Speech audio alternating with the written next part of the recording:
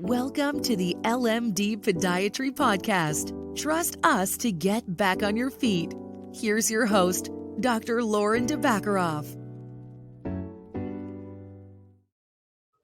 Hello, everyone, and welcome back to another episode of the LMD Podiatry Podcast. I'm your co-host, Jeremy Wolf, joined by your host, Dr. Lauren DeBaccaroff. Dr. Lauren, so nice to see you again. Nice to see you too, Jeremy. Happy Thursday. Happy Thursday. Excited. Off to Orlando tomorrow with the daughter to meet a friend of mine with his daughter, a little daddy-daughter weekend up at SeaWorld. Should be fun. That's good. I have no plans this weekend. Let's see if there's. I've been trying to go to Butterfly World with the kid. So the weather has been weird. So hopefully we'll have good weather. Well, enjoy it. I haven't been to Butterfly World in ages, but it should be fun. So, topic for today, something that I had never heard about before you mentioned it to me, but you did say it's very common. So I thought it would make sense to talk a little bit about it. So, neuromas. What is a neuroma and how does it develop in the feet?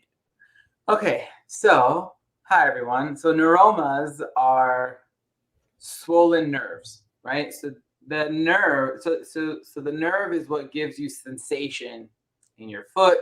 You have them all over your body. A swollen nerve is a neuroma. It's very common to have it in your foot because there are all these different nerves that supply sensation to your toes and your foot, both, superficially and deep.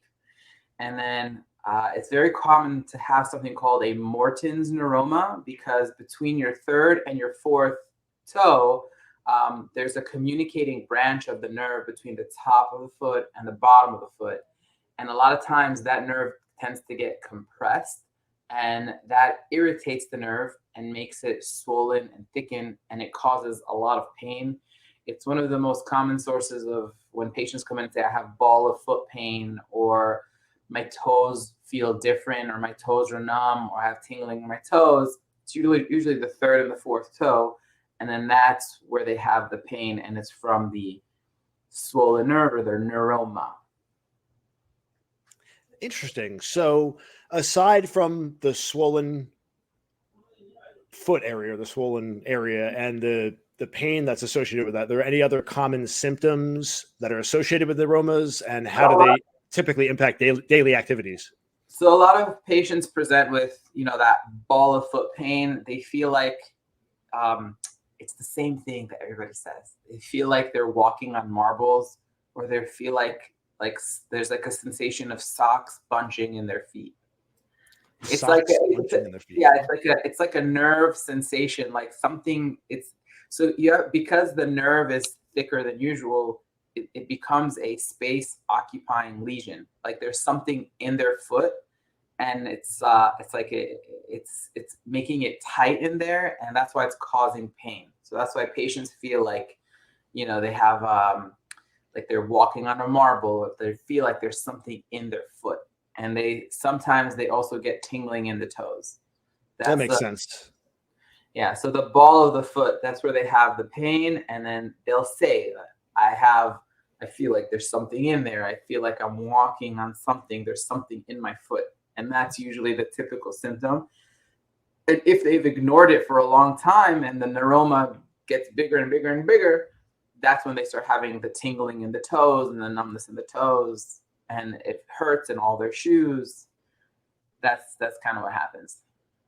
All right. So if I understand correctly, the inflammation or the neuroma, the heightened sensitivity of the nerve ultimately leads you to kind of like a foreign body, some kind of foreign entity in the foot. Obviously, if it goes untreated, it just gets worse, like everything else, right? Always try to prevent this beforehand. So are there any specific risk factors that predispose individuals to developing neuromas, or is this something that comes from increased activity? How does you typically develop a neuroma in the foot? So the most common cause of the neuroma is wearing the wrong shoes. Back to the shoes again. So if you have a wide foot and you're wearing a shoe that's not wide enough to let you wiggle your toes and your foot, it can compress the joints to the point that the joints rub on the nerve and can create the neuroma. Another thing is flat shoes. If you don't have enough support at the ball of your foot, that nerve can get irritated. So most of the time it's just, if you're wearing like shoes that are too narrow for your foot or shoes that have no support on the bottom, you can develop the neuroma. Yes. How are they typically diagnosed? Because I know I came in to see you recently for some pain I had in my foot, which it sounds like it could have been something like this too, but it turned out to be a totally unrelated issue. How do you determine if somebody has a neuroma specifically? So you never see it on X-ray. On X-ray, you can see that maybe structurally, maybe patients, their bones are kind of kissing each other on the X-ray. So, the bones might be pressing on the nerve. But the only way to confirm it is either by what they say, or I take a look deeper with my ultrasound machine, and you can see like this nice big white dot on the ultrasound machine, and that's the thickened nerve. It usually should be a diameter of a thread, and when I see it like 4 to 5 times its normal size, I know that it's a neuroma. I confirm it with an ultrasound, or some patients I send them for an MRI depending on their insurance. So that's kind of how it's diagnosed. But even before I confirm it, I always recommend treatment right away, and we go from there. So what are some common treatment options for the neuroma? And then if it gets too, I guess, if it gets too advanced, are there surgical options for it? How does that work? So I usually start, my first line of treatment is I usually try, a steroid injection to the nerve. And what that does is it decreases a lot of the swelling and inflammation associated, because, as the neuroma gets bigger, it starts irritating all the surrounding muscles and tendons and joints. So that helps a lot with the pain. And then if that doesn't work, I pair that with change of shoes and orthotics and things like that. And if that doesn't work, then there is a surgery to remove the neuroma. I do that maybe once a year if needed. It's not a surgery I do every day, because I'm able to manage the pain and get rid of the neuroma with these injections and shoe change and orthotics and things like that. Is that a procedure that you actually conduct in your office, or do you need to go to like a hospital environment to do that?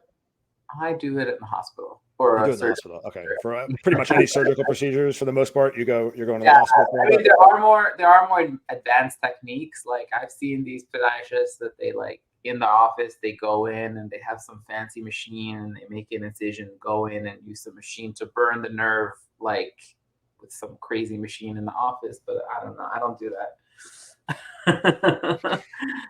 Like things exist, there's obviously a lot of things you can do for it, but I've never had to get to that point. There are also special alcohol injections that I do for severe cases, and it's alcohol injections. Yeah, it's called sclerosing injections, and it's basically dehydrated alcohol that essentially burns the nerve with an injection, and those also help keep my patients out of the operating room. Interesting. Aside from footwear, are there any other tips or recommendations or advice you can give to prevent issues like this from occurring? I mean, it's for neuromas, it's nothing you can really. The only way you can prevent a neuroma is wearing the right shoes and wearing supportive shoes. But it's not something that, you're a runner, right? So you have, I gave lots of tips and tricks how to prevent running injuries. A neuroma is not an injury. It's just something that develops over time. Sensitivity. Yeah. It's just something that develops over time with the use of poor shoe gear. Are there any is stretching good? Like if you have a neuroma, is it good to stretch it, or you don't want to do that because it'll probably hurt more?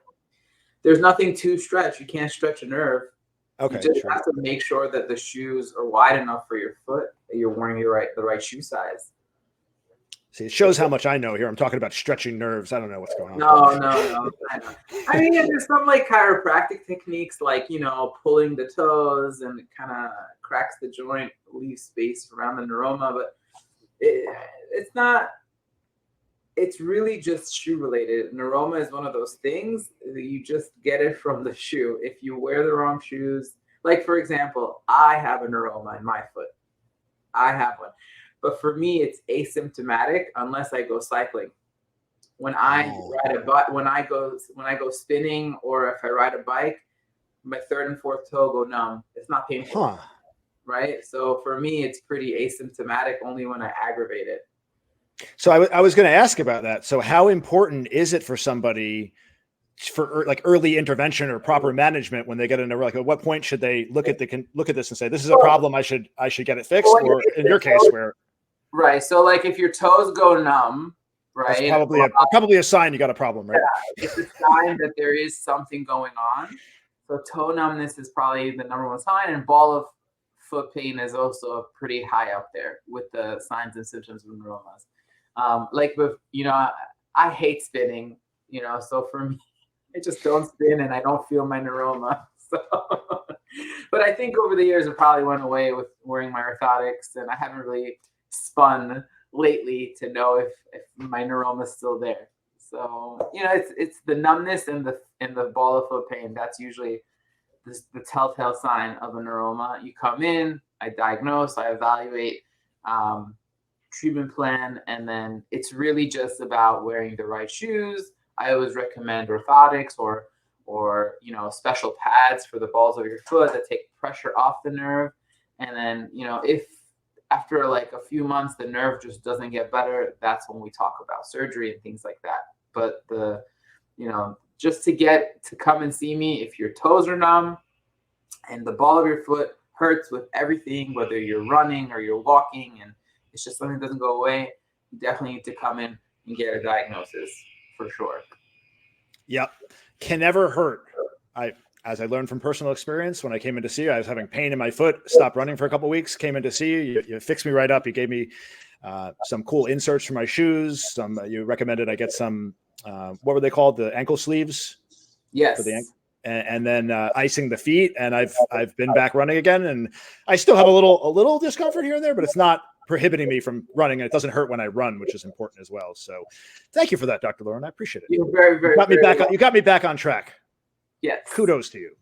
Yes. All right, cool. Anything else that you'd like to leave our listeners with regarding neuromas?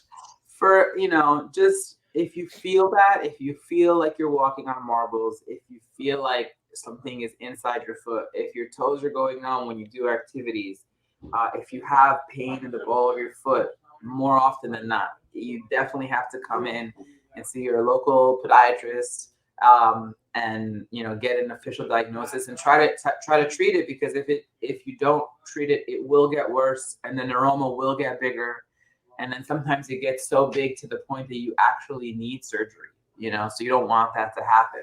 So don't ignore it. Pay attention to your feet.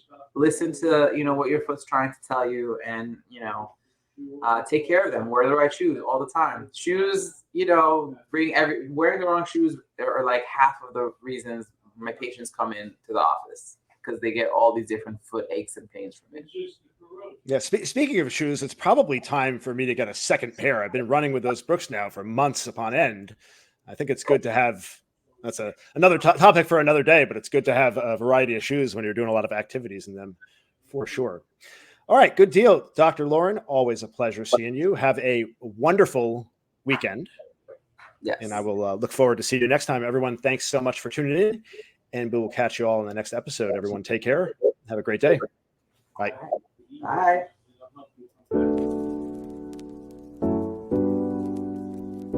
Thank you for listening to the LMD Podiatry Podcast. For more information, visit lmdpodiatry.com. That's lmdpodiatry.com. Or call 954-680-7133.